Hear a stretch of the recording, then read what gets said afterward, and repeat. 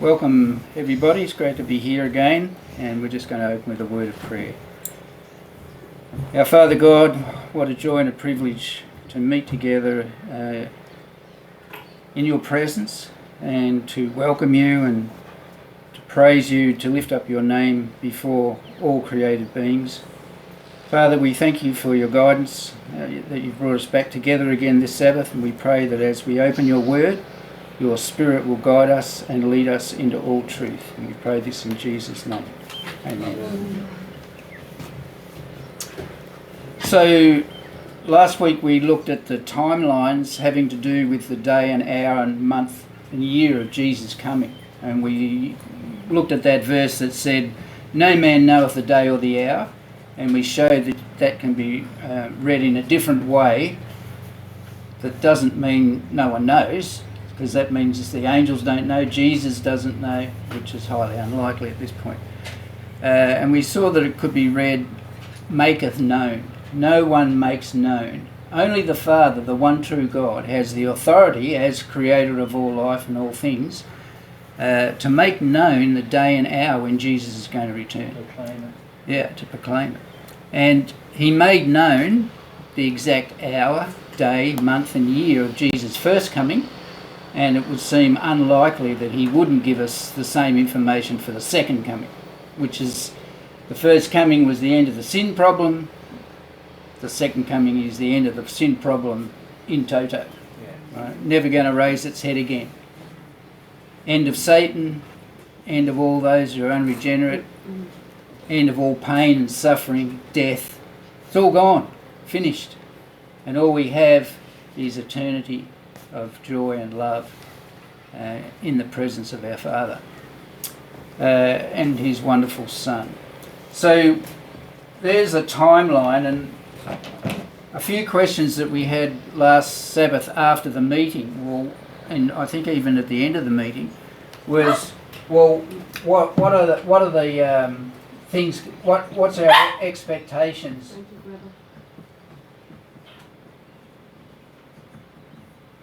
When these different events are going to take place.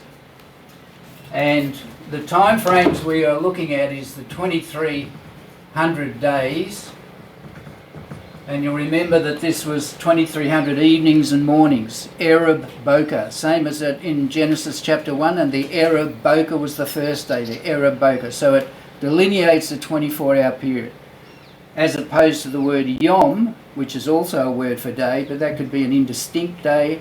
Could be, sometimes it's 1,000-year day or a year day, whatever. So this is days, Arab Boker, and we saw that at the end of the 2300 days, the sanctuary is going to be cleansed. And we saw that this took place on the Day of Atonement, Yom Kippur, Yom Day Atonement, Day of Atonement, when everything is made at one. Everything comes back now into its fullness, right? So that's how God dealt with the sin problem from along from the Garden of Eden all the way through. There was animals that were sacrificed which were a shadow of who? Christ, who was the Lamb of God that takes away the sin of the world. Okay, and that's going to become quite important later on. So we were told that under 2,300 days, then shall the sanctuary be cleansed. So that gives us a time frame. We can work backwards from this date. If we know a date for the Day of Atonement, we can work back and give us our starting date. That's one of the things we're going to look at today. And then we came across all these other words, time, times 2, times half, 1 year, 2 more years, and half a year, 3.5 years. Then we saw another one which was 42 months. How many months in 3.5 years? 42. How many days? Now people get hung up on the term days because we're using prophetic time, and for that it was the Hebrews used 360 days as a prophetic year. So 3.5 times 360 is 1,260 days. And then in Daniel chapter 12, we were told that from the taking away of the daily to the setting up of the abomination of desolation, 1,290 days. Blessed are those who come to the 1,335 days. And then Daniel was told, okay, Daniel, shut it up. It's not going to happen for a way in the future. You go and rest, which means he's what? Going to die. He's dead. He's resting in the grave.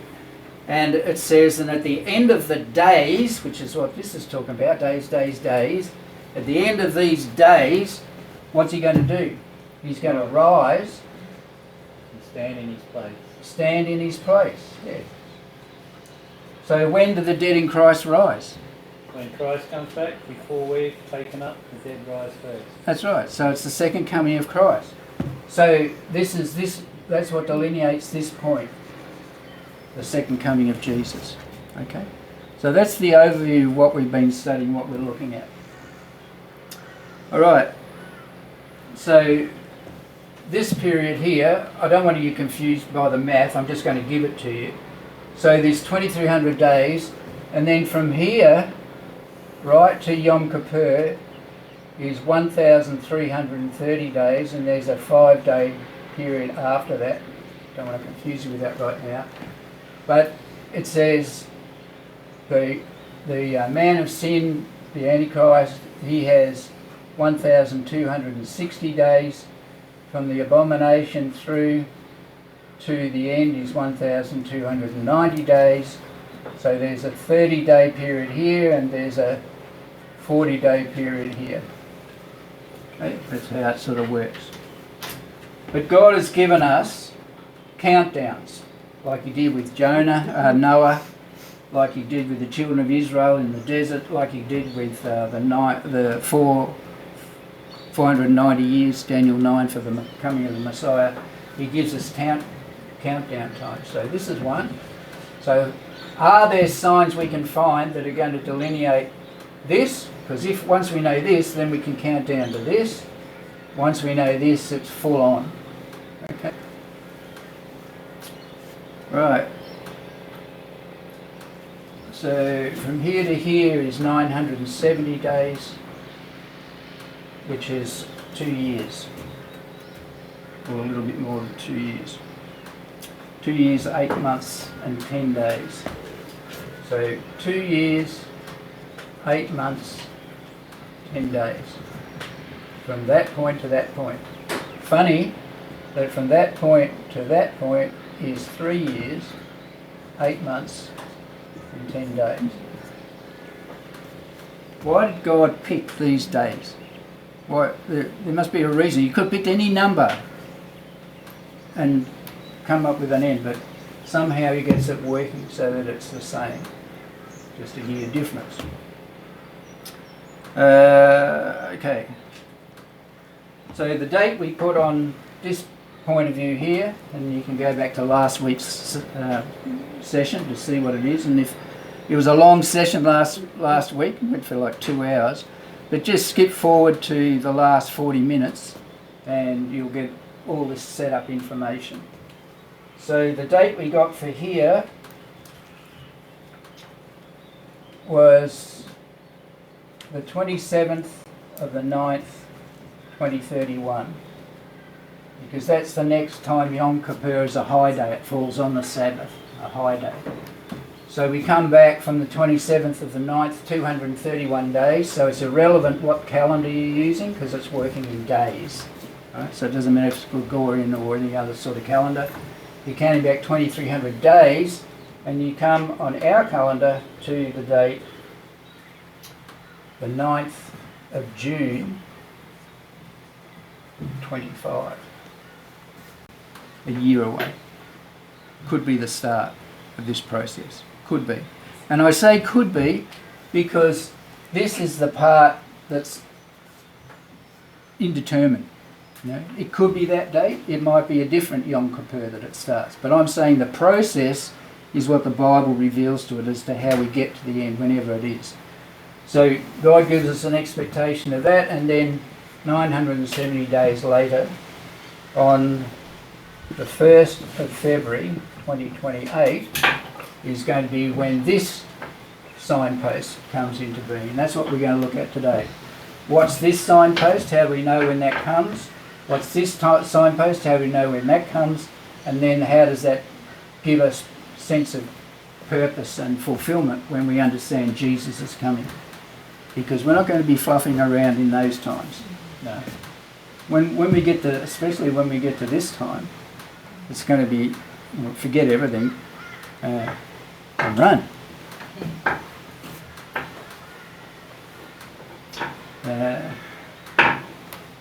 Okay. Just had a little flashback there. Do you know that's the definition of fear? Forget everything and run. So do we run to or run from? Either way, we'll be running to. It's the great and terrible day of the Lord. It's great for some, terrible for others. So that's the reaction. And there's only going to be two reactions. Yeah. Right? You've only got two options. That's what we're also going to look at today. All right.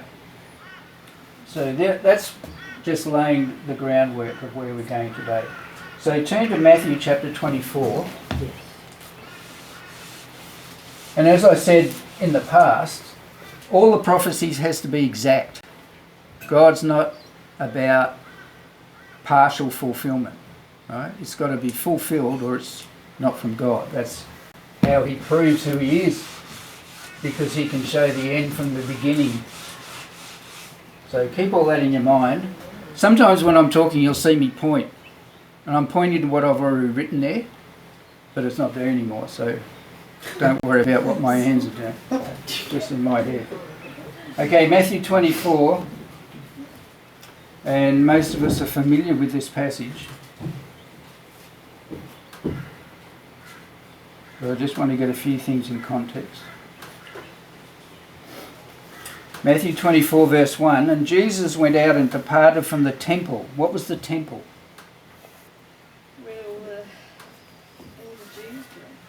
Yeah, it was the sanctuary, wasn't it? It was the place where God's presence dwelt. Of the Lord. And people brought their offerings and all those things to the temple as an atonement for their sin and so on.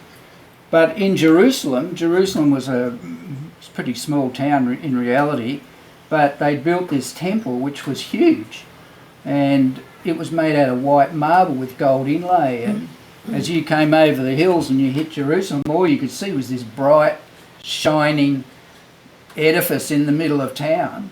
And it was like, whoa, it would be such a feature to the eyes. So when we think of New York, we think Statue of Liberty. When we think of Paris, we think of Eiffel Tower. When we think of Sydney, it's the coat hanger. But they pale into insignificance as to how this temple would have been. And so he's leaving the temple. That's significant, that he's actually leaving the temple. And he just told the Pharisees, Ichabod, the Lord has departed from you. Right? And his disciples came to him for to show him the buildings of the temple. And Jesus said to them, see ye not all these things? Verily I say unto you, there shall not be left here one stone upon another that shall not be thrown down. Right? So Jesus is making a prediction about this temple. And as he sat on the Mount of Olives, as was his custom, after they'd been in Jerusalem, they go up on the Mount of Olives, they have their little spot. The disciples came unto him privately. Right, this was tell us. Can you think of another time when they came to him privately? When he's talking about parables. They came to him and said, what do these mean? And Jesus says, there shall not be left here one stone upon another that shall not be thrown down. And as he sat upon the Mount of Olives, the disciples came unto him privately, saying, tell us, when shall these things be? What things? The end. Events. The destruction of the temple. When's this temple going to be made unmade, if you like? That's the first question. Second question, and what shall be the sign of thy coming? They thought if the temple's destroyed, then Jesus must come. And of the end of the world. The word world there is not cosmos, doesn't mean the physical entity. It's eon, from which we get the word eon, E-O-N, which means an era, an age. Right? That'll be the end of the age. So he asked 3 questions. And Jesus answers those 3 questions in the rest of Matthew 24. And that's why some people get confused when reading this, because it seems to be counterproductive. Yeah, it's counterproductive in a way. Yeah, unless you understand there's actually 3 questions there. Yeah. Okay. So they say, when's the temple going to be destroyed?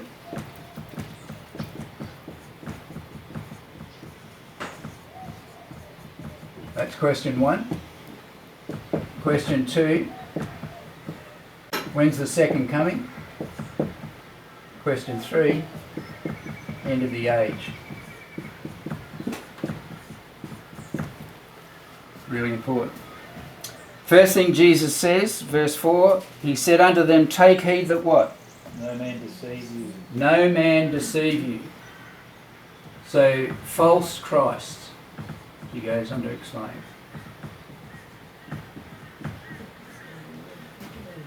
So the overriding thing that Jesus focuses on is deception. What does that say to us? Yeah. When do you know you're deceived? Until you're not deceived. Yeah. Till someone shows you the truth and you realise, hey, I've been deceived. Anyone been deceived in the past? Yeah.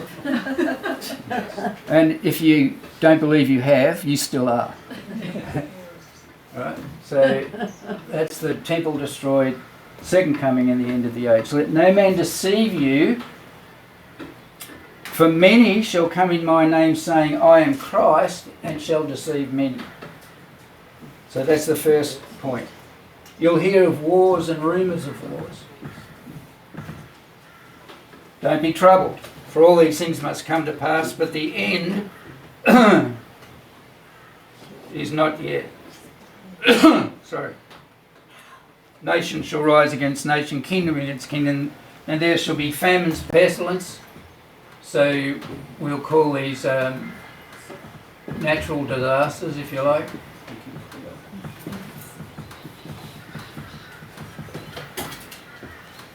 And the consequence of that is going to be widespread death.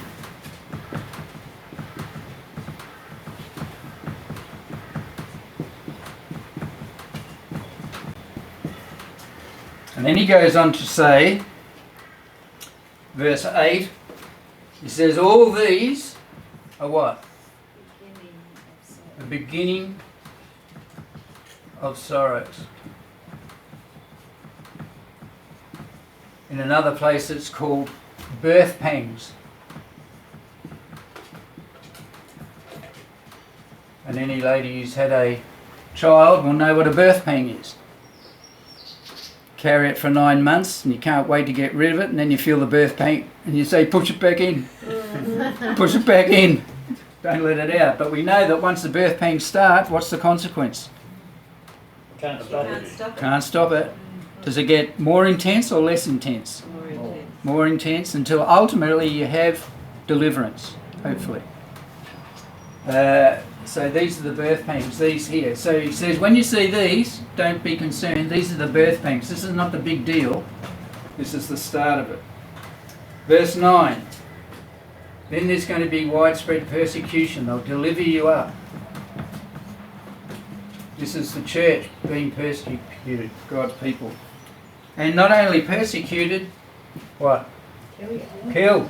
You'll be hated. Hated, killed, right? By how many? All nations.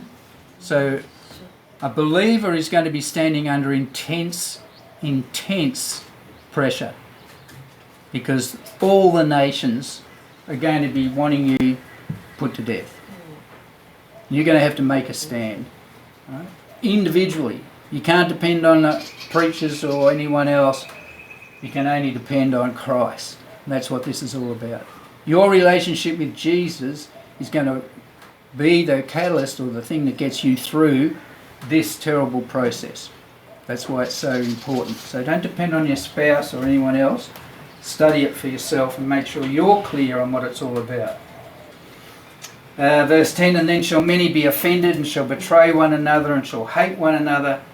And many false prophets shall rise and shall deceive many, and because iniquity shall abound, the love of many shall wax cold. Did we notice that during the CV episode? Mm. Careful what you say. People's love, I was careful, people's love wax cold. What's that mean? The people you love, you stop loving them. Your love just goes cold. And in many cases becomes hateful. You know? We see that often in human relationships. You can have two people who are really close and then they have a falling out and then they hate each other's guts. And you can't reconcile no matter what you do. Verse 13, but he that shall endure unto the end, the same shall be saved. So there's an endurance that's going on here. It's required of God's people. And it says in Daniel 15, Matthew 24:15, Jesus says, when ye therefore shall see the abomination of desolation spoken of by Daniel the prophet, stand in the holy place, whoso readeth, let him understand. So this is the abomination of desolation, and this is from Daniel 8:13. That's the first time. Now there's a principle in Bible study, when you want to know what something means, when you read it somewhere, go back and find where it's first used. Right? It's the first use application. So Jesus here in Matthew 24:15, what year was he speaking? Yeah. Would he have said this about AD 31? Around somewhere around there. It's just before the cross. So he's about to go. We're in Matthew 24. There's only 28 chapters, so we're near the end. So around AD 31, he makes this thing about the abomination of desolation in AD 31. The temple was still there. Everything was still happening. And he says there, verse 16, then them which be in Judea flee to the mountains. So where are they? In Judea. Judea. Doesn't say wherever you are in the world, flee to the mountains. It says if you're in Judea, flee to the mountains. Let him which is on the housetop not come down to take anything out of his house, in other words, run. Neither let him which is in the field go back to take his clothes. So you've taken your jacket off while you've been doing your business, and don't even bother going back to get your jacket or anything, just head for the hills. Neither let him which is in the field return back to take his clothes. And woe unto them, verse 19, that are with child, pregnant, and to them that give suck in those days, with young kids. Why? Because you're running. This is what's going on. But pray that your flight be not in the winter, neither on the Sabbath day. Okay. For then shall be great tribulation, such as was not since the beginning of the world to this time, no ever shall be. All right, what are the three questions? What's the first one? When's the temple going to be destroyed? Was the temple in Judea? Yeah, Jerusalem's in Judea. Yeah. Right? So the temple. So all of that stuff we just read, Jesus is answering, when's the temple going to be destroyed? Well, you're going to hear of wars. Well, the Roman armies were there besieging the city and all this sort of, you're going to hear of wars. There's going to be famine. Well, if you have war, inevitably there's famine because someone's not letting goods through and all that stuff. Then becomes the disease, the pestilence that follows with famine. There's going to be widespread death, and there's going to be persecution. They're going to want to put you to death. Was there a Roman Caesar who wanted to put Christians to death? Yeah, heaps of them. Nero especially. And when Rome burnt, he blamed the Christians. There was huge persecution. They were put into the Colosseum as lion fodder or as spotlights. Yeah. Put a light so people could see their way to the Colosseum. Now you imagine, I've never smelled it personally, but I hear that burning flesh, there's a stink to it. It's really bad. So these people walking the streets must have been so used to the smell of death and these things that they didn't even register anymore. It was entertainment, mate. Yeah, there you go. So he's saying if you're in Judea and you see these things happening, run for the hills. And it's going to be quick. And he said if you don't even go back home, don't even go back and get your stuff, and if you've got a little kid, it's worse for you because you've got to look after these things. And he says, and pray that your flight be not when? Sabbath. In winter or on the Sabbath. Yeah. Now, why in winter? Cold. It's freezing cold. Freezing cold? No. Right. Why on Sabbath? Because the doors are closed on the whole city. Yeah, because the rule was once the sun went down on Friday afternoon, the doors of the city were shut and the only things left open were the little narrow thing next to it called the eye of the needle. And Jesus said it's harder for a camel to enter through the eye of the needle. Well, it's easier for a camel. Yeah. Because the camels had the weight, they had to unload the camel, they had to get the camel down on its knees and had to walk through on its knees to get through this thing. Right? So it's not talking about threading a needle or anything like that. That's what it's talking about. So he's saying pray it's not on Sabbath. Because you won't be able to get out en masse because they might just bar the city altogether and leave you in there, and that's what happened. So this is Jesus speaking in 31 AD, and according to Daniel chapter 9, that prophecy ended in 34 AD. Yep. And did the Jews accept Jesus as the Messiah? No. Did they accept that he's the Son of God? No, they rejected him. For what good work do you persecute me? Well, not for a good work, but that you claim to be the Son of God. That's blasphemy. Right? And Jesus said, the day is coming, the temple is going to be destroyed. Why did the temple have to be destroyed? Well, God wasn't in it anymore. God wasn't in it anymore. It was And that meaningless. system was finished. The system was finished. Yep. That system was a shadow of Christ. So when John the Baptist said, behold the Lamb of God that takes away the sin of the world, he's saying this system is in the process of being changed over. Right, we're going into the new mode. So Jesus said, right, so by 70 AD, the temple was destroyed by Titus, the Roman general. And the town got set on fire, the temple was on fire, and the gold structures were all dripping down into the stones, and history says that in a frenzy, the Roman soldiers were just ripping the place apart. And Jesus said, not one stone will be left upon another. Yeah, Question. Block by block, yeah. Yeah, block by block. Question. Do the Jews still claim that part of the temple is still in position? Yeah, what's it called? The Wailing Wall. They say that's the foundation of the temple. It's the outer wall. Yeah, it's actually the foundation of where the Roman legions were. The temple was actually down the hill a bit further. And we know that because of the pool of Siloam, which was down further. Yeah. So it definitely was taken down stone by stone. So that part of that prophecy has been fulfilled. It doesn't apply in detail to the end of time, right? Because we've still got two things to fulfill, right?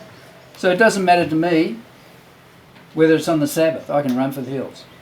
Right? Nothing holding me back. Doesn't worry me if I'm out here if it's winter. Yeah. A bit colder, but still not too bad. You know, so all of those things are specific, I believe, for the destruction of the first temple, because that's when the temple was taken down. Okay, so then Jesus goes on to a whole another set of signs. So let's go back to Matthew 24. We're up to about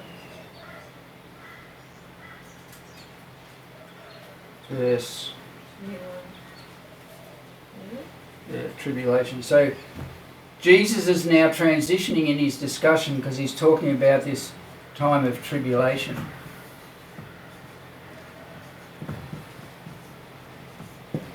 Over to which they would have experienced.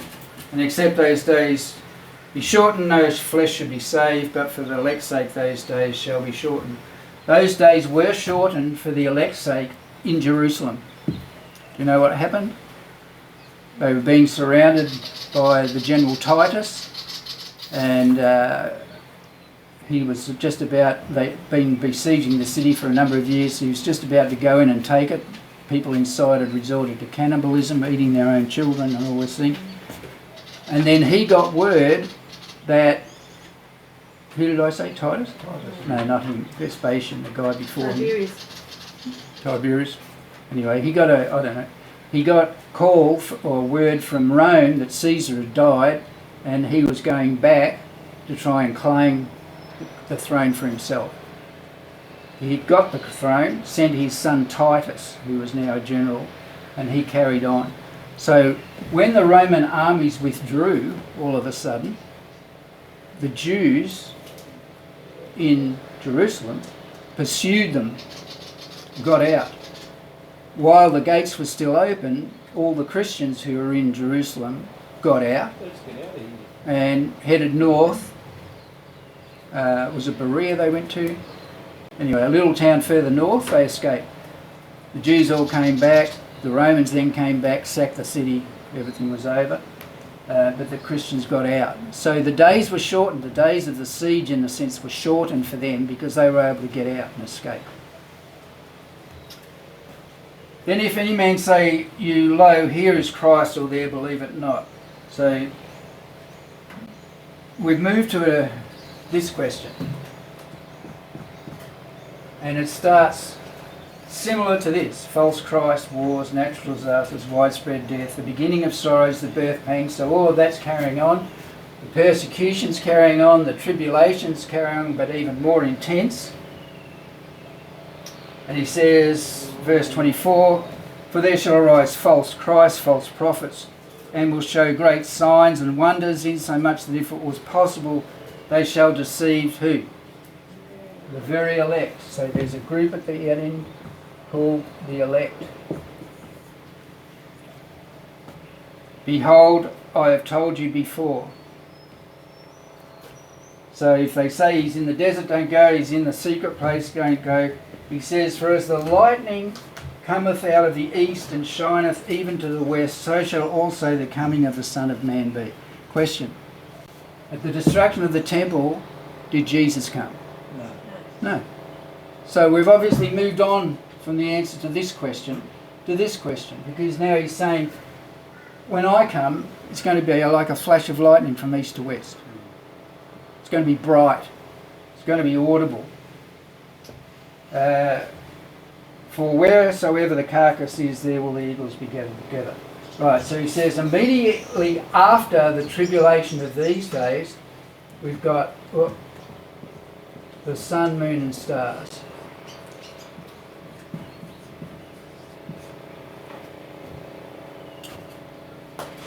Did you notice all the hubbub about the eclipse a couple of weeks ago? Oh, it's a sign, it's an omen. 4 blood moons, oh, it's a sign, it's an omen. Yeah, maybe it is, but it's not what this is talking about. It says, immediately after the tribulation of those days, the sun shall be darkened, the moon shall not give her light, and the stars shall fall from heaven, and the powers of the heavens shall be shaken. Verse 30. What's the first 2 words? Amen. And then. So he's saying in rapid fire, as you go through this process, we're going to come to a point where the sun, moon and stars are all dark and falling out of the sky. And I don't know how stars fall out of the sky if we're zooming through space at 20 gazillion miles an hour and everything. Where do they all go, turn around, come? How many stars would it take to wipe out planet Earth? Well, not even our sun's too big and it's only a small one, supposedly. So yeah, a whole lot of questions about that. But sun, moon and stars, they're going to be darkened and start falling, and then shall appear, what? The sign of the Son of Man in heaven. Right? So Jesus is going to appear in heaven riding a white horse with the trails of angelic hosts with him, and people on earth are going to call for the rocks and the mountains to hide them from the face of him that sits on the throne. So this obviously is not answering this question. It's answering this question. And it's not something that happened hundreds of years ago. There's a whole way of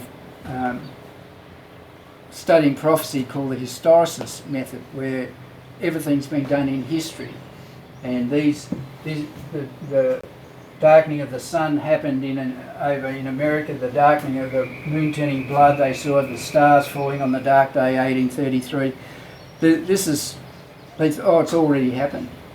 Well, at the time when those things happened, it may have appeared as if this is the fulfillment. Jesus is coming, it says, and then Jesus is coming. This is what happened with the Great Awakening under William Miller, and it happened in England and Europe, because they were reading these things and they went, well, we've been through this, we've just been through all this tribulation, and now the sun's dark, and therefore the next thing is Jesus. But how do we know that that view of understanding prophecy is not correct? Because Jesus hasn't come. He's not here yet. We're still here, 200 years later. So that's not an and then, that's a and ... 200 years then. Jesus doesn't work like that. He says, here's the signs, sun, moon and stars, that's still going to happen in the future, we just haven't seen it yet. And then shall appear the sign of the Son of Man in heaven. Then shall all the tribes mourn, they shall see the Son of Man coming in the clouds of heaven with power and great glory. We haven't seen that yet. This is future. That's pretty clear, don't you think? And then he's going to send his angels with a trumpet and gather his elect from the four winds. So we haven't seen this yet. We've been given something else. I'll just put here sun, moon and stars and the second coming. That's the process. I'm just going to wipe this off. So you can remember the third one's the end of the age. Second coming. That's what we're dealing with now. Go to Revelation chapter 6.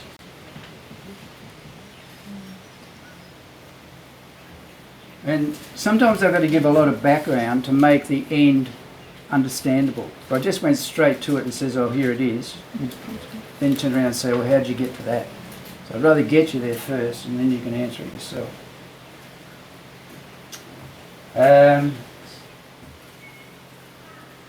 So Jesus also said in Matthew 24:33, when you shall see all these things,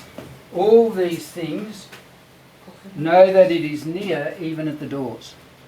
So the generation that sees these things is the final generation. So if you're in the generation that sees all these things happen, know that you're part of that elect. And Jesus is soon to come. Heaven and earth will pass away, but my word shall not pass away. Okay. And he gives more signs. So Revelation now, chapter 6.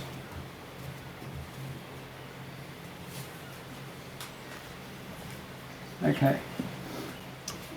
In Revelation 4 and 5, we've got a scene of the throne room in heaven with the Father. The Father in his right hand is holding a scroll that's sealed with 7 seals. Right? Cast your mind back to Daniel chapter 8, where Daniel was told to seal up the book. And also that was repeated in chapter 12. Seal up the words, because they're for the end. Right? So here we go into Revelation. There's the Father with a book, scroll, rolled up with 7 seals. And no one is there in the court of heaven who is able to take the scroll and unlock the seals. And John, who's seeing this, starts to weep. And not just a quiet little sob, it says, weep muchly. He's horrified that there's no one there who can open this scroll, because obviously this scroll was important and needed to be understood by God's people if they're going to get through. And then it says, there came one like unto the Son of Man, like a lamb slain, who took the book, and then everyone erupts into great applause in heaven because the Lamb is worthy to unlock the scroll. And so chapter 6 is the unlocking or the unfolding of the scroll. Verse 1, and I saw when the Lamb opened one of the seals, and I heard as it were the noise of thunder, one of the four beasts saying, come and see. And what's the first thing he saw? White horse. A white horse.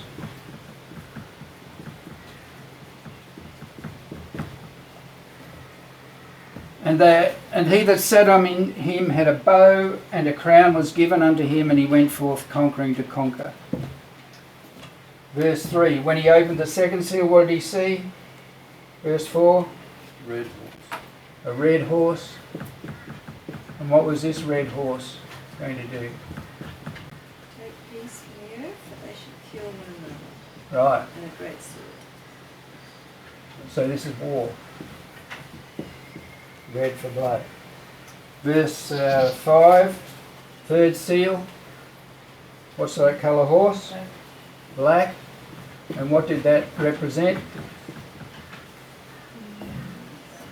Death. Sorry? The weighing up. Yeah, it has scales in its hand.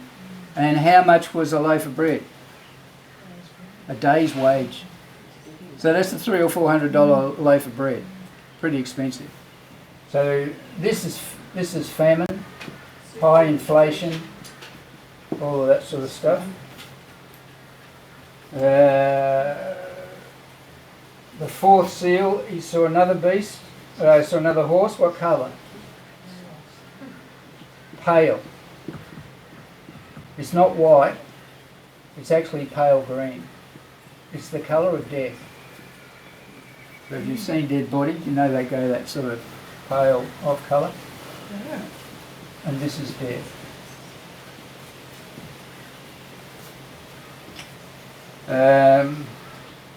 Verse 9, when he opened the fifth seal, what did he see? All the souls that were slain under the altar.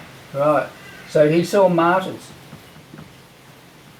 And symbolically they're under the altar, which is the presence of God, and their prayers are going up.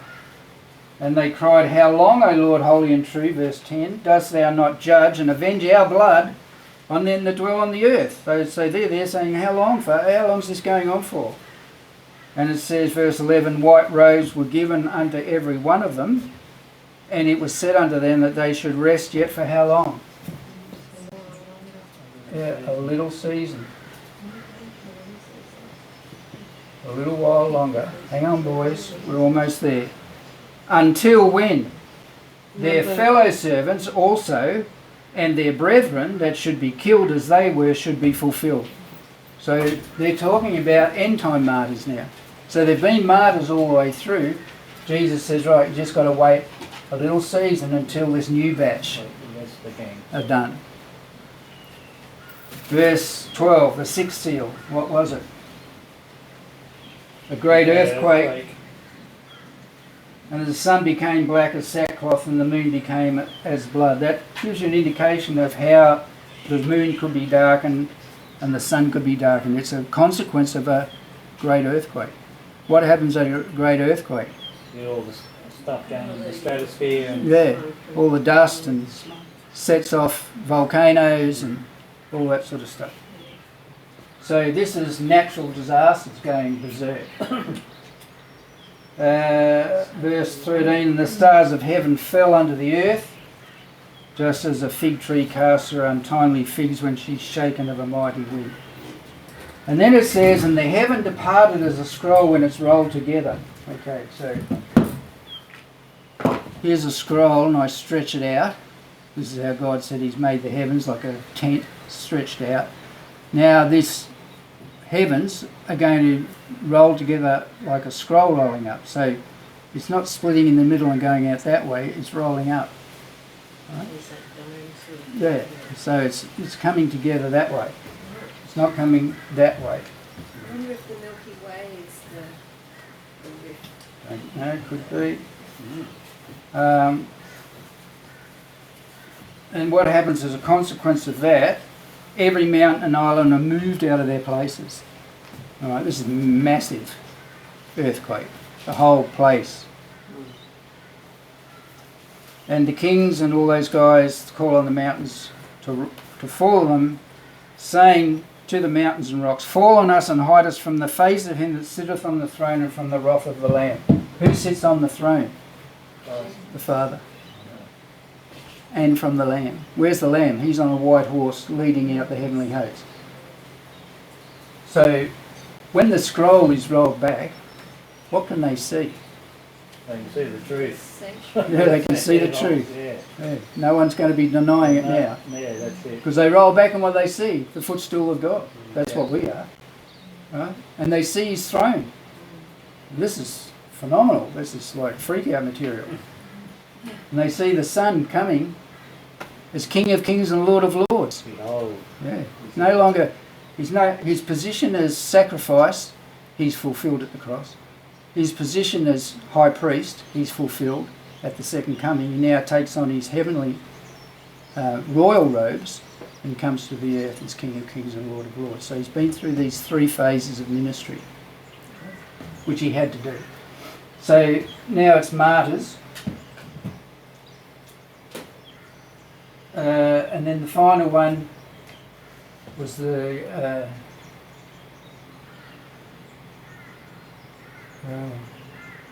sun, moon and stars. That's a repeat. And obviously, for the great day of his wrath is come, and who will be able to stand? So this is the second coming. These things have to be in sequence and happen one after the other, or they're all working together. Okay, this is what I want you to see. Jesus gave us 7. The false Christ, the wars, the natural disasters, widespread death, persecution, the sun, moon and stars, the second coming. Alright? So this is how you need to read Matthew 24. Some of it applied to Jerusalem, finished. The rest of it reapplied to the coming of Christ. And just as Jerusalem was the end of an age, this will be the end of the age. Again, the eon. And the eon that this is the end of is that 6,000 years from Adam's fall through to the second coming. This is the age. Right? So there's lots of different ages through history. Babylon had an age, didn't it? Yeah. Medo-Persia had an age, Greece, Rome, right? Papal Rome had an age. But ultimately the stone that was cut out without hands smote that image and destroyed it. The little horn that came up and devoured 3 and became pompous, ultimately it's destroyed by Christ coming. The judgment sits on it. Alright, so that's the background. Now I'm going to just so you know about that, I'm just going to go back to the first one.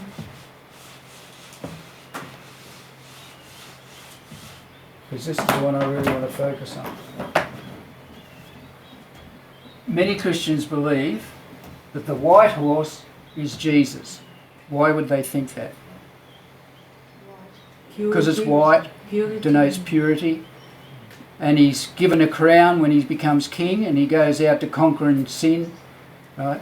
And that this was actually the early church from like 31 AD through to about, let's say, 160 AD. This is the pure church. That's what they say. This is the pure church going forth to conquer. And then they get persecuted but it's all historical. Okay. The problem with that, as I've just pointed out, is its future. It's not historical. It's yet to happen. So the white horse, let's just have a quick look at the white horse, just so I can prove a point if possible.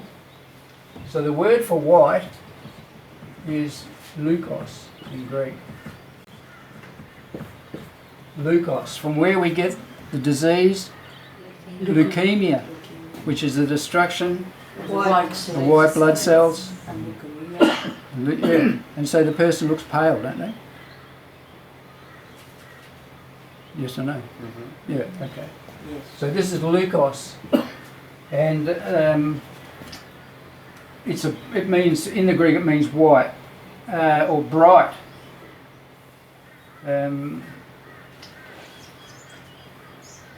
So this is a bright white. Horse is hippos. That's why hippopotamus is the horse of the river. And what else does he have? He has a bow.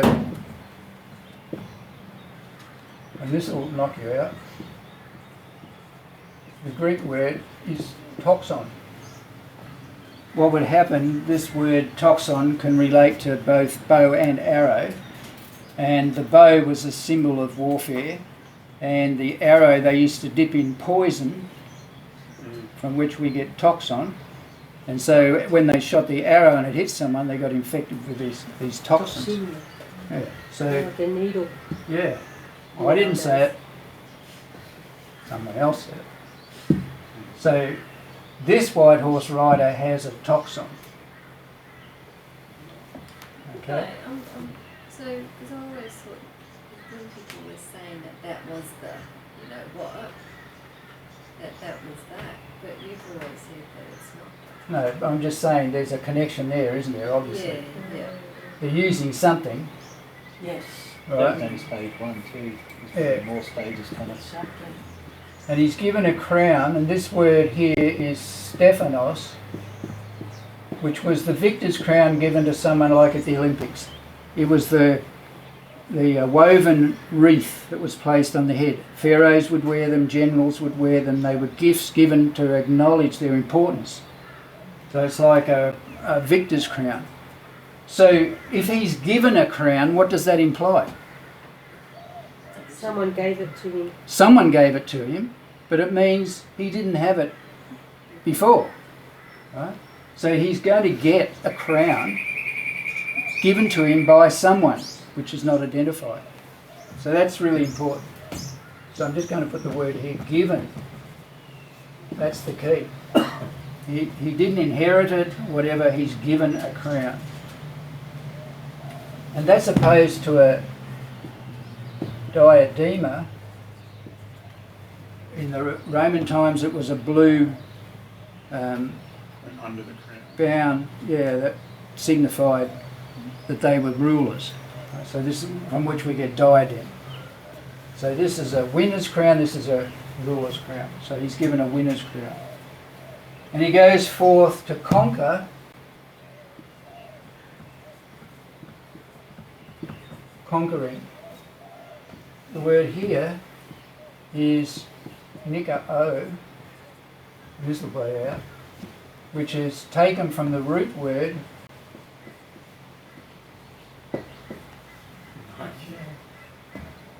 means overcomer, victor.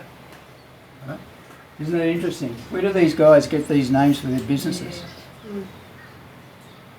And so he's given this crown as conqueror. So this describes, I believe,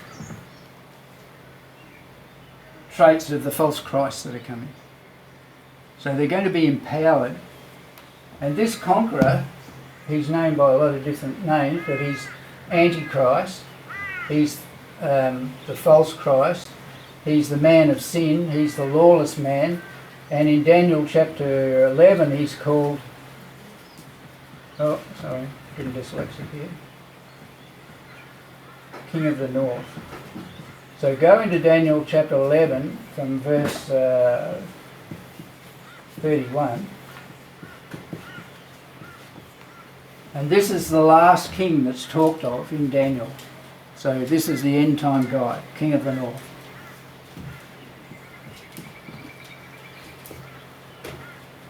All one and the same. Just have a quick look at 2 Corinthians 11:14.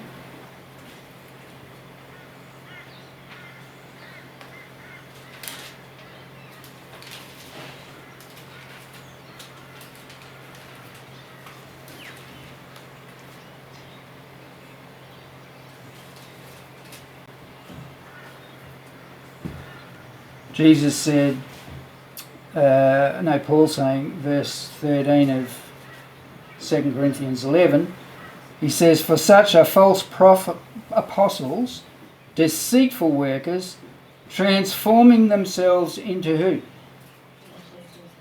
The apostles of Christ." So these are false apostles. So when Jesus said, "Many will come in my name saying, I am the Christ," we've got two options. There are people who claim that Jesus is the Christ, but they're false. Or there are people saying, I'm the Christ.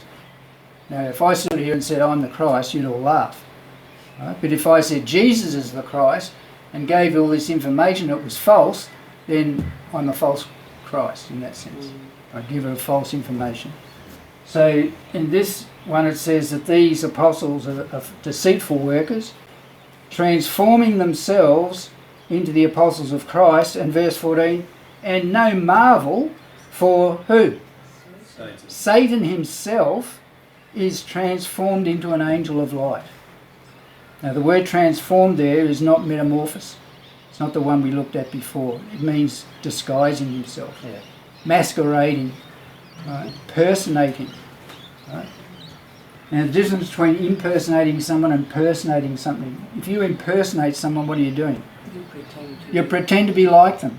But if you personate them, you claim you are them. Right? So Satan appears and in that sense personates. He's not pretending to be Jesus, he's claiming he is. And how many New Age are looking for the cosmic Christ? The human Mahdi, the fifth Buddha, the Maitreya, right? The Jews are looking for their Messiah. The Muslims are waiting for the return of the Prophet. Right? Everyone's ready. Atheists won't take up any religion because they're too honest to say, no, that's all rubbish. I won't know. I won't believe until I see it. Thomas. Yep, until I see it. Doubting Thomas. And unless I touch it, right? And that's why they're open for deceit. They'll believe the lie because they'll see it. Yeah. And there'll be no agnostics sitting on the fence once they see him and they can touch him and hear his voice, watch him raise the dead and all these things. They'll just fall into line and the whole world will marvel. Yeah. And the one thing that we have that we won't be deceived. The word. That, but I was just thinking how we go up to meet him in the clouds, so he doesn't set foot on Yeah, the he earth. doesn't come do that. Yeah. So remember, these are beasts. They're pagan systems. And that's what Satan is. He's a beast, isn't he? He's called the dragon, the snake. Right? He's part of that beast system. So he won't be coming down, hovering, calling up all the saints to meet him in the air, and then we which are alive and remain will join them up in the sky. No, he's going to come to the earth because the earth is his home. That's where he's bound. And he's going to be parading around, and it wouldn't surprise me if on the news you saw him appear here and simultaneously there and simultaneously there. And they're saying, hey, let's go out and see him. Jesus says, don't go. Don't let your curiosity be your downfall. Reject it. Yeah, because it's going to be, if possible, the very elect. That's how powerful it's going to be. So yeah, we've got to keep there. All right. So the false Christ on our timeline of 2300 days. Oh, that's a better one.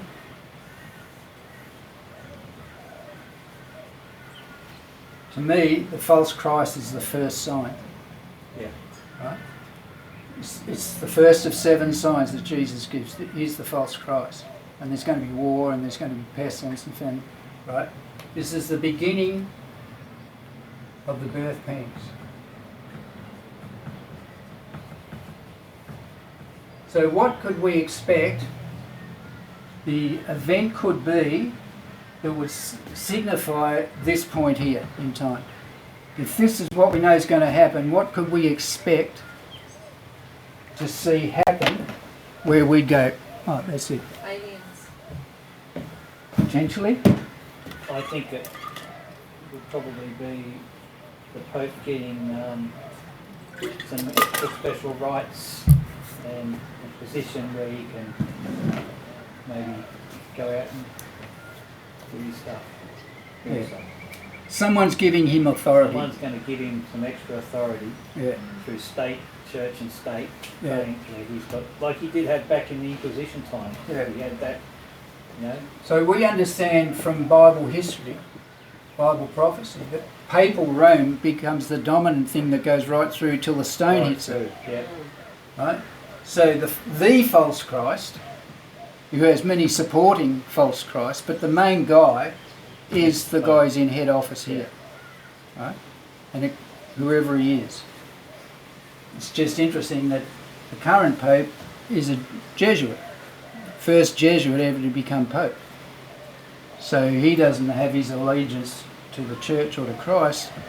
The current Pope's allegiance is to The Black the Pope. Black Pope. Which is, That's his general, that's who he answers to. yeah. So where's he getting his instruction from?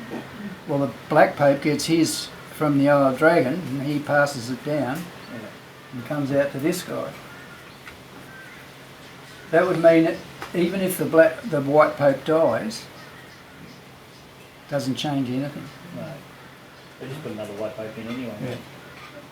But the focus is no longer the white. Yeah. But he's dressed in white. Yeah. Right? And he's seen in the world as the man of peace. And he did get a deadly wound and lost all that, you know, All the authority. land. And Yeah. now it looks like it's come to a point where he's going to get it all back again. Yeah. And that's only been happening in the last, well, less than 100 years. Yeah. That the Pope has regained Yeah. a measure of supremacy. Well, 86 it really started to ramp up with Pope John Paul when he got them all together and started that thing that's still going today where he's bringing all the daughters back in. And Yeah. not just the daughters, but snake charmers, all the different types of beliefs. Yeah. So the picture I've got in my head is that this papal office is close to regaining full control that it had before, Yeah. which was full control over the beast systems. Yeah, They came to the Pope to get their authority. yeah. Uh, And already everyone goes and kisses the ring of the Pope, every leader, and whether it be political, doesn't matter. military, Yep, corporate, all kissing his ring. they're all coming to him. So something's about to happen. Something is about He's to happen. making an announcement. He's addressing the world. I think it's tomorrow. Is it? Yeah, it's something. Pope. Yeah, right. Brennan. Well, that'll be interesting to see. Mm. At the moment, he hasn't been given that crown. Yeah. I don't believe. It's close, but he hasn't been given that. And I think there will be some declaration worldwide that he's now got the crown. He's given authority to go out and to conquer. Yeah. Conquering, which is a progressive thing, and to conquer, to overcome. Changing those, what you were saying before about the gospel please, and Yeah, that might be a start of something if he gets to do that too. could be. Okay, so that to me is this point here. When he's given the crown, that will delineate the start of this 2300 days. That's just my personal view. Okay, let's go now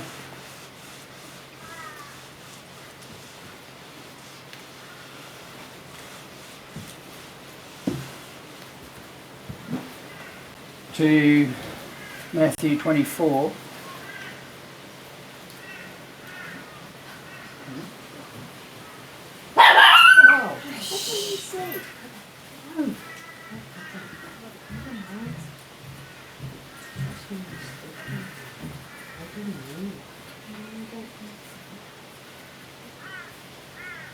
Matthew 24 and verse 15.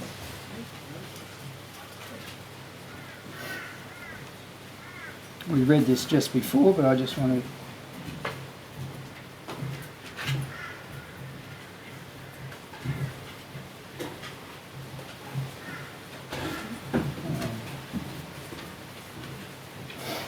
Verse 15, when ye therefore shall see the abomination of desolation spoken of by Daniel the prophet stand in the holy place. Whosoever readeth, let him understand. So what is Jesus doing here? We've read Daniel 8:13, which talks about this a system that's going to take away the daily and set up the abomination of desolation. So Jesus is giving this passage in Daniel or credence, if you like, credibility, right? Because he's speaking it. Yeah. So who's he saying it to? Guys in the past, or to the ones who are standing right there with him? When you shall see the abomination of desolation standing in the holy place, right, then know that the desolation is nigh. In Jerusalem in AD 70, what would have been the abomination that makes desolation? That would have been the Roman symbol coming into the church, Yeah. and that was it. Yeah. So not just the sanctuary, but the area outside the sanctuary was designated as holy ground. Yeah. So when the Romans put their stadia there in the ground, that was the desolation, the abomination of desolation. When you shall see Jerusalem, Luke says, when you shall see Jerusalem surrounded by armies, know that its desolation is nigh.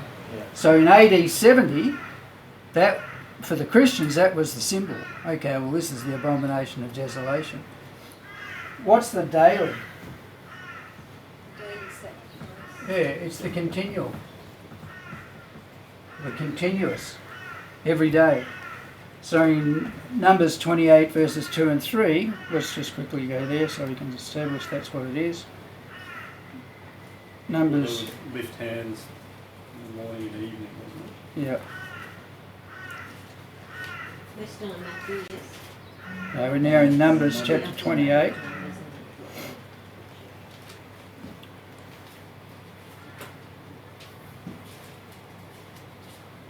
Command the children of Israel and say unto them, my offering and my bread for my sacrifices made by fire, for a sweet savour unto me shall ye observe to offer unto me in their due season. Verse 2.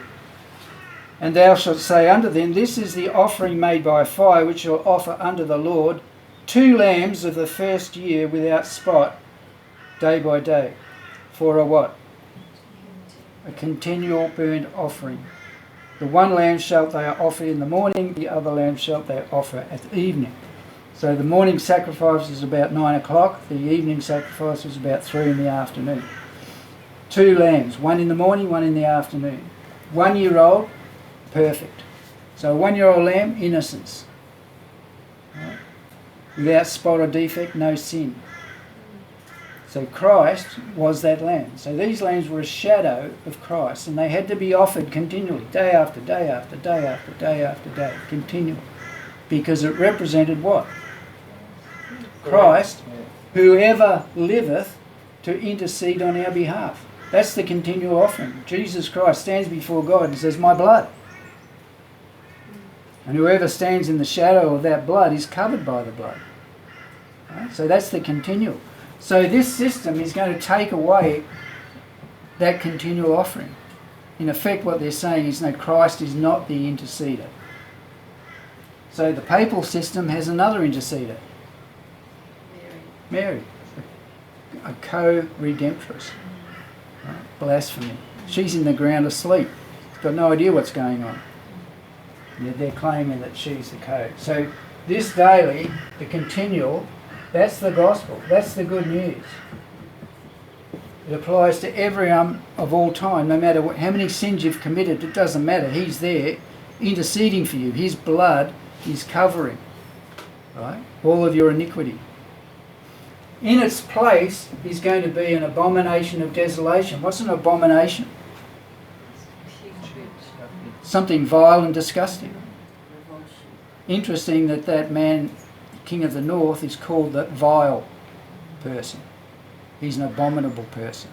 So this is something that's vile and disgusting. Right? And it desolates. What's desolate mean? Barren, deserted, empty. Right? So in its place, it's going to take the daily away, and it's going to give us a false gospel that says it can heal and bring you to God and all that sort of stuff, but the ultimate end is it's going to be vile. You're going to be vile and barren. Empty meaning God's Spirit won't be in it. Yeah, it's not in it. Okay. So this is the abomination that makes desolate. It's a false gospel. There's only two gospels, the true and all the others that are false, and they're myriad. Heaps of them. Yeah. And being preached all over the internet now. Effectively, most of them are saying you'll be like God. Yeah. And 99.9% are saying you will not die. You'll be like God. You'll live on in some other form, some other place, but you'll still be alive and you'll know you're you. It's false. And so this is what Jesus is saying. When you see this, then get ready. This is done. So I just want to move on quickly. So here's our 2300. Here's our white horse, which is soon to manifest. And then in the midst here, we've got this period, which is the abomination of desolation. And that proceeds for this 1260, 1290, 1335. They're all starting at the same point. So if this white horse is going to be revealed by the crown that's been given, and we go, okay, this is the start, we should know 970 days later to expect this. Yeah. Because we're counting down. Once this comes in, what's going to designate that the daily's being removed and the abomination of desolation has been set up? Well, What's going to be the whole new symbol? gospel. Right? New gospel. And it's going to be, Against true Christians, that's for sure. yeah, totally against the true gospel. Yeah. But it's going to be mandated. Yeah. It's going to be made law. You have to accept this system or you'll be persecuted or you'll be put to death, For and the you better definitely won't be humanity. able to buy and sell. For the better of humanity. Yeah, for the common That's how they'll put it. Common good, that's right. So somehow something's going to happen. We saw that, well, when a crown's given to this guy, we know it's happening. If this is the Pope, whoever he is at that time, then he's got this period of time, a couple of years, to build and to put his plans into place. All the laws in place. Yeah. Yeah. He can't do them straight away because there'll be too much resistance. Yeah. So we're being needed at the moment to accept this, because all the world's going to wonder after this piece. He then builds ramps up because he wants this. His ultimate goal before Christ comes is to lead as many astray as possible. That's his goal. Why is that a goal for him? To hurt God. To hurt God. Because God loves every human being. And everyone that's lost pains his heart.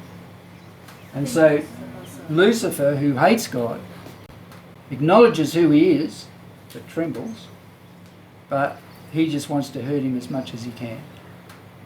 So that's why these are going to be deceiving wonders through He him. wants to prove that no one's worth. No one. If I'm going to die, you're all coming with me. Sorry. Oh, I think also he wants to create as big an army as he can at that over 1,000 years.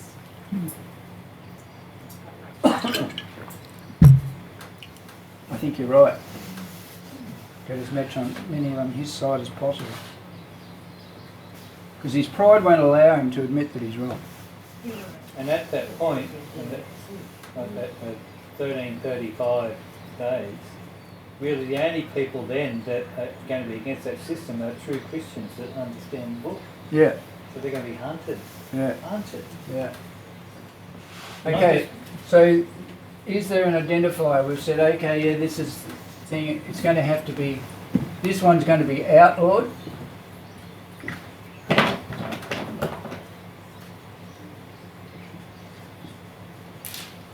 And this one's going to be mandated or made law.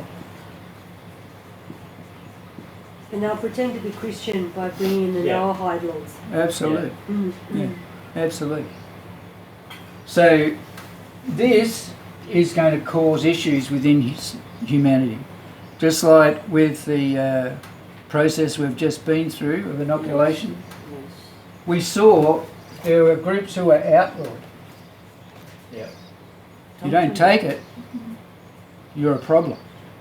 It's happening now, still. And the hate mail, the hate things that came out of people, divided families, divided friendships, based on whether you would or wouldn't. Yes. So if that was just a dummy run, what's the real thing going to be like?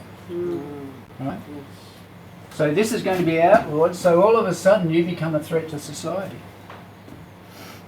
Yeah, you're against them, Yes. against the majority. So if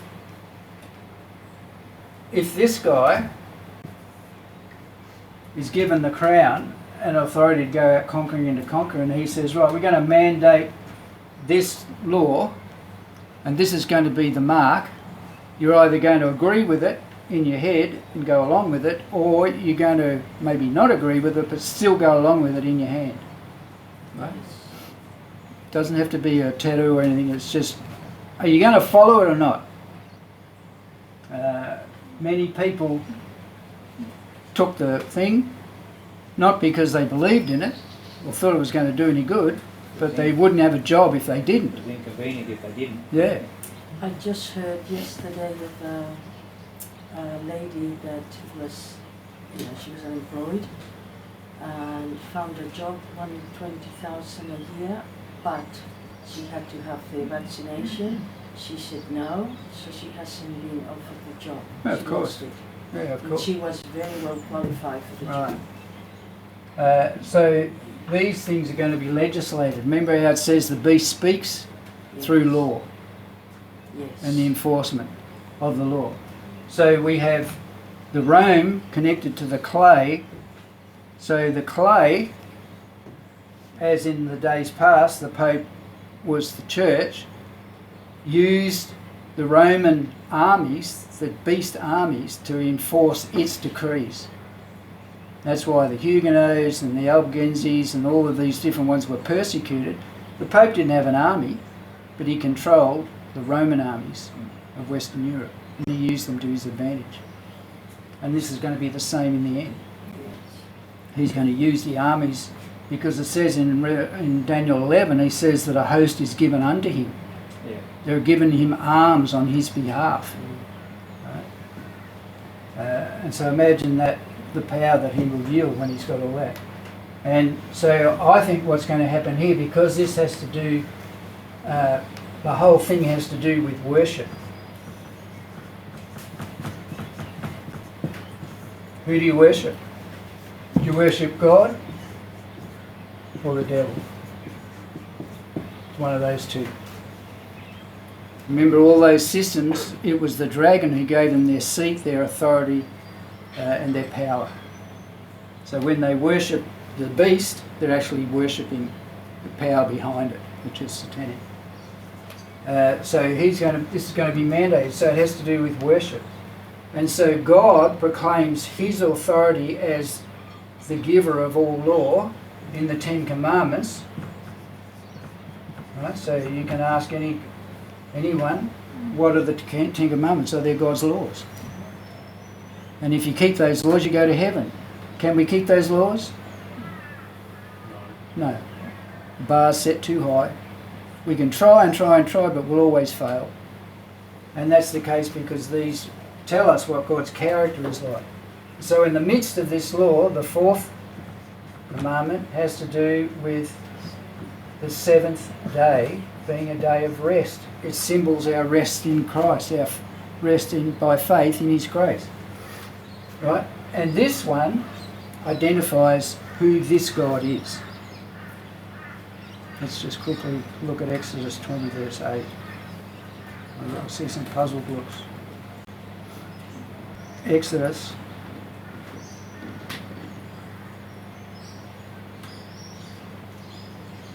chapter 20,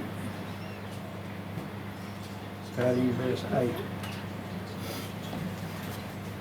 What's the first word, verse 8? You know? Remember. Why would God say remember? Because everyone forgets.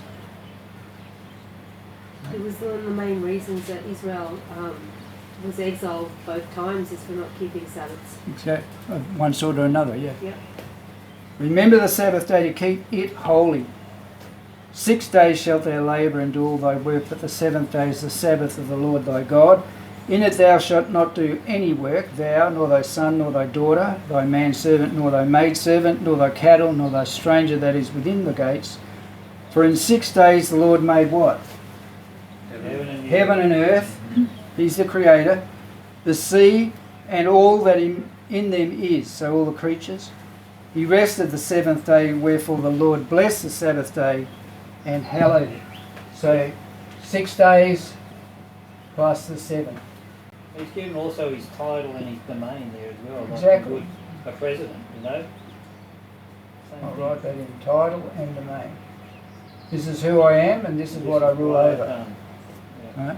And And this it's the longest. This process of 6 and the extra one as the 7th is always a rest. Right? It goes whether it be weekly or yearly or over 6,000 years, it doesn't matter, it's the same process. So in the week, 6 days shalt thou work, the 7th is the day of rest, and God rested on the creation. So this was given before sin. Yeah. This was in place before Adam fell. So they were already keeping Sabbath. And they go out and work 6 they'd run days. to him in the garden, wouldn't they, on the seventh day? Or in the evening at different times. Yeah. Right? Once man fell, then God said, okay, well, we've fallen out of rest now. Now we're going to labour right through till the end. Every 6 years they could work the land, but on the 7th year they had to rest. And that's why they ended up in Babylon, because they hadn't rested for 490 years, that process. Yeah. So for every Sabbath of rest they missed resting the ground, then they were in captivity 70 years, 70 times 7.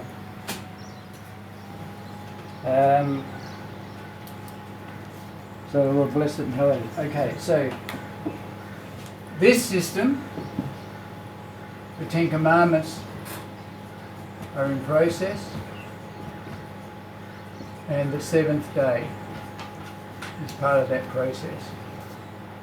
This system, the false gospel, right, it acknowledges the Ten Commandments, and that's what the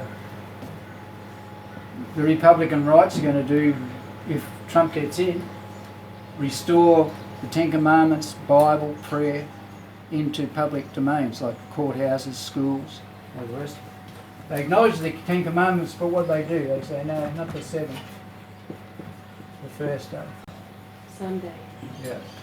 Most And of their Christianity commandments worships have on the changed. wrong day, Yeah. wrong God. So they're going to say, okay, it's not the 7th, it's the first day. Daniel 7, that little horn, thinks to change times laws. and laws. Didn't they take the second commandment out? And split Yeah, they've the done halves? all that Yeah. because they didn't want to have the one in there about graven images. Yeah. So They've they got so many images. They split the 10th into 2 parts. Yeah. Okay, but to me this is the trigger. Right, this is what we call Saturday. That's the day of rest. And most people are shocked when they hear that that's the case. They just presume Sunday is it.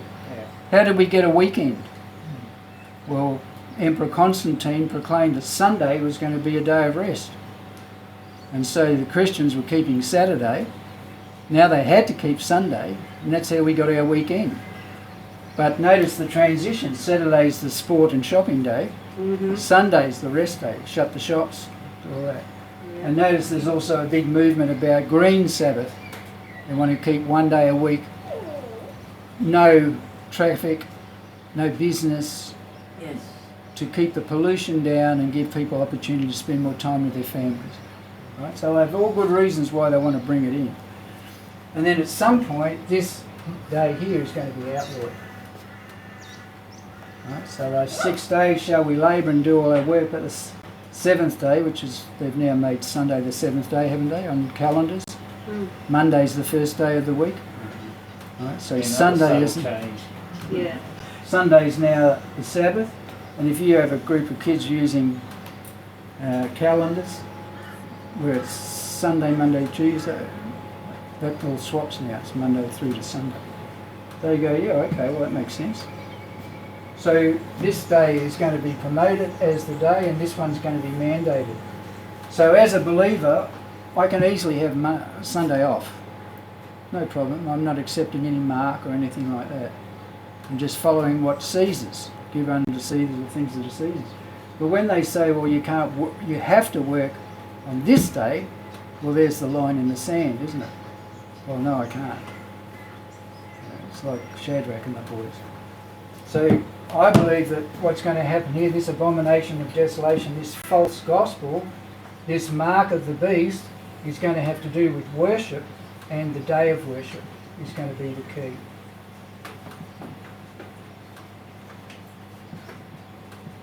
So I think Sunday laws will be brought in, mandated, and over the course of this period of time, it'll go through various phases where you'll be fined if you don't do it, you'll be imprisoned if you don't do it, you'll be put to death if you don't do it. And this is where God's people are going to make their stand. And this is at some point in here, the opportunity for people to be saved is going to be finished, and we're going to have things like the thunders and the plagues in quick succession, bringing it to an end. So they're the key things I'm looking for. A crown being given, laws in opposition to the laws of God, separating those two phases of this end time ministry. So ultimately, Satan wants the entire world to worship him on Sunday and to eliminate any Sabbath keepers. Yeah. To eliminate to the last. Yeah. Yeah.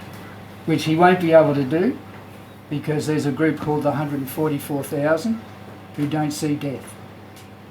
Right? So they go right through as a witness. And they're alive during this time, preaching. And I believe this is where those of God's children will be sealed. They've made their decision, they won't be moved. And they'll be there preaching. Fear God and give glory to him, for the hour of his judgment is come. Coming to judgment. Babylon is fallen. Don't take the mark of the beast. Once the mark you can't proclaim the mark of the beast until it's in place. But once it's in place, then you say, don't take this mark. And they'll be preaching through, and it says a great multitude come out. Down Revelation 18:4, come out of her, my people.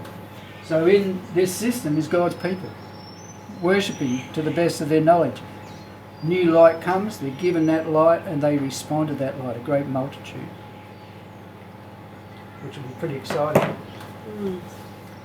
To me, that'll be the time when people will be walking down your path going, I don't know why I'm here, but I've been led here. What do I have to say?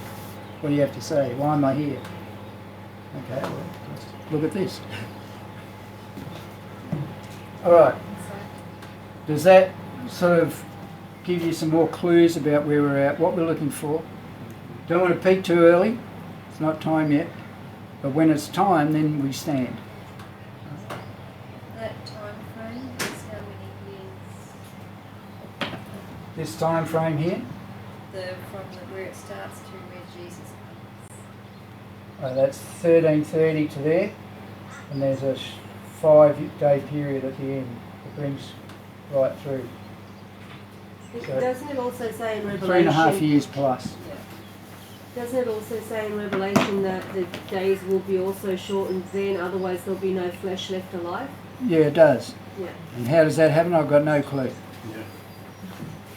But That's where God has his final bit of control. Well, it's like if God knows the end from the beginning, he's given us specific dates. What's to be shortened? What does that mean, to shorten it? Is it if he was going to shorten it, he knew that before, why didn't he just say, well, it's not going to be 1335, it's going to be 1332? Makes no sense to me. But if he's got a way of doing it. So unless a day goes from 24 hours to 20 hours. That's Yeah, how he talk could about shorten the days. So Talk maybe they about bring in a new... a 16-hour Right. system. Yeah. There's actually a couple of clocks I've been studying that have been on Yeah. different buildings, and it's a 16-hour clocks and how it works exactly with the 24-hour one. Right. Little detail. It's still the main... It's still the same amount of time. Still the just same amount of time. just divided into different things. Yeah, I don't know. We'll wait and see. When we get to the point where we're being so persecuted, we're going, oh God, bring it to an end. We'll go, okay, boys. That's all right. We're not worrying about the last few days now. You have our permission to bring it short. That would be good. Yeah. All right, let's bow. Gracious Father, and you are gracious because we certainly don't deserve your love and your attention.